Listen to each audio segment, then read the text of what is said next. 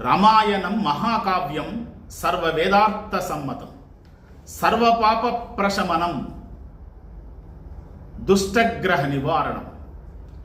రామాయణ మహాకావ్యం భారతీయ సత్సాంప్రదాయ వాదానికి ప్రతీక. అట్లాంటి అద్భుతమైన మహాకావ్యాన్ని ప్రపంచ సాహిత్యానికి సంస్కృత వాంగ్మయంలో పరిచయం చేసిన మహర్షులు వాల్మీకి మహర్షుల వారు.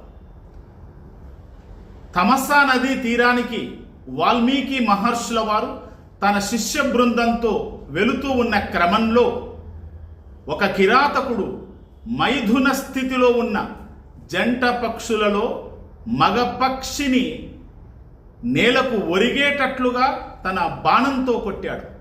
అది గిలగిలమని క్రింద పడి కొట్టుకుంటున్న వైనాన్ని చూసి వాల్మీకి హృదయం ద్రవించింది.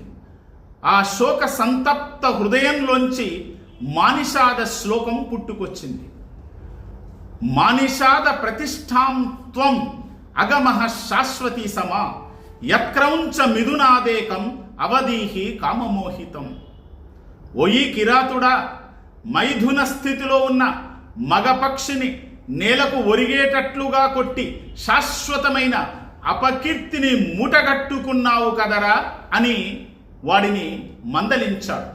కానీ ఆ తరువాత అలా మందలించినందుకు విచారించాడు కూడా.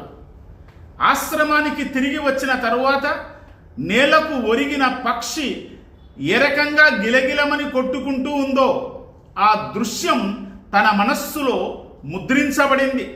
మాటిమాటికి ఆ దృశ్యం మనోనేత్రాలతో తిలకించాడు. శోక సంతప్త హృదయంలో నుంచి ఆ పుట్టినటువంటి శ్లోకాన్ని మళ్ళీ మళ్ళీ చదువుకున్నాడు.